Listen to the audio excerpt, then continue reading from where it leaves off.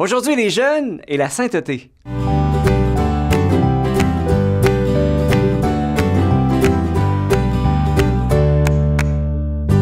J'aime les jeunes et je peux vraiment dire que ma vie de prêtre leur est spécialement dédiée.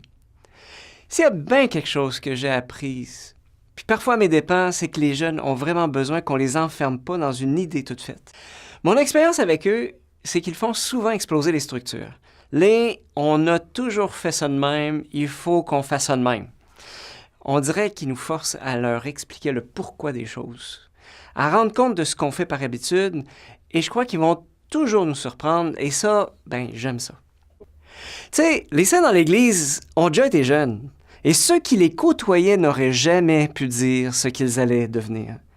Ils ont été comme chacun de nous, en route, plein d'incertitudes, de pauvreté, ils ont fait des gaffes. Tu sais, Karoï Wojtyła, le futur Jean-Paul II, a déjà été en recherche de sa vocation. Il était indécis entre la vie d'acteur, entrer au Carmel ou peut-être devenir prêtre. Puis, hey, si t'avais connu Saint François d'Assise avant sa conversion, c'était le leader des fêtards de la petite ville d'Assise. Il était loin, très loin de prier, d'être disciple du Christ. Et pourtant, Dieu l'avait choisi pour une grande réforme de l'Église de son temps. Lui, le fêtard. Et que dire encore de Sainte Thérèse de Lisieux? Avant sa conversion à 13 ans, elle était d'une hypersensibilité qui lui faisait tirer des larmes pour presque rien. Elle témoignait elle-même « J'étais vraiment rendu insupportable par ma sensibilité.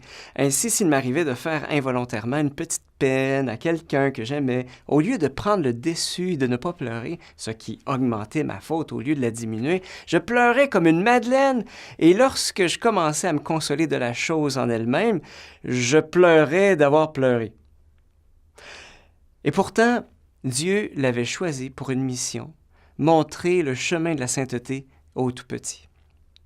Et que dire de Saint Paul, un violent? Avant sa conversion, lui, juif traditionnel, rageait contre les chrétiens, les mettait en prison ou en approuvait leur meurtre. Il témoigne lui-même « Vous avez entendu parler naguère de mon comportement dans le judaïsme. Avec quelle frénésie je persécutais l'Église de Dieu et je cherchais à la détruire. Je faisais des progrès dans le judaïsme, surpassant la plupart de ceux de mon âge et de ma race pour mon zèle débordant pour la tradition de mes pères. Pourtant, Dieu l'avait choisi pour devenir un apôtre infatigable et plein de tendresse. Que dire enfin de Sainte Marie-Madeleine, dont l'Évangile nous dit que Jésus l'avait libérée de 7 démons? Était-elle une séductrice, une affamée de tendresse, au point qu'elle se jetait dans les bras de n'importe qui pourvu qu'elle aille ce qu'elle veut? Quelle opinion on aurait pu avoir d'elle, la pauvre Marie-Madeleine, lorsqu'elle est entrée dans la maison de Simon le pharisien et qu'elle s'est jetée aux pieds de Jésus pour mouiller ses pieds des larmes de son repentir? C'est pourtant elle que Jésus a choisie pour devenir le tout premier témoin de sa résurrection d'entre les morts, pour devenir l'apôtre des apôtres.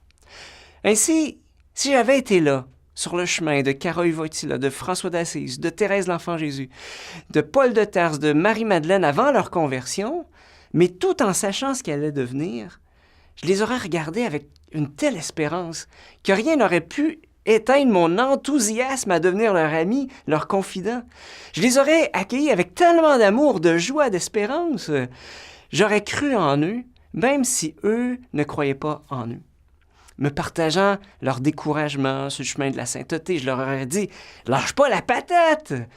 Hey, aie confiance en la grâce de Dieu qui peut accomplir en toi l'inimaginable! Si tu savais seulement ce que tu vas devenir. » Ouais. Imaginons seulement rencontrer Karoï l'indécis, François le fêtard, Thérèse l'hypersensible, Paul le violent, ou bien Marie-Madeleine la séductrice.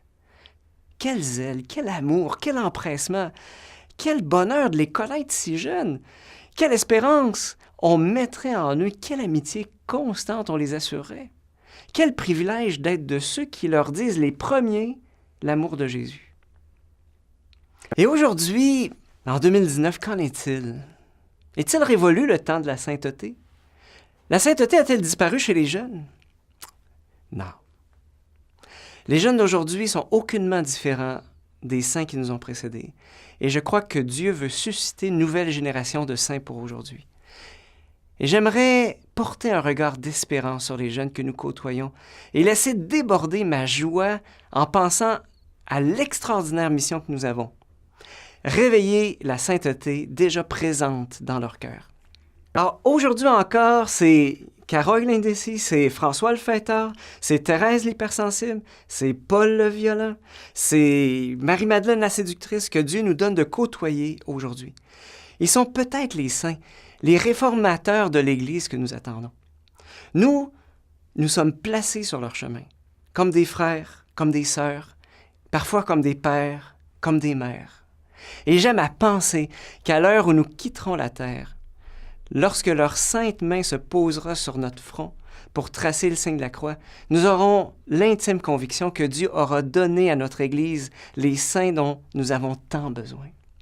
Nous mourrons en paix, heureux d'avoir été là simplement et de les avoir accueillis au bon moment. C'était Père Dominique pour ECDQ.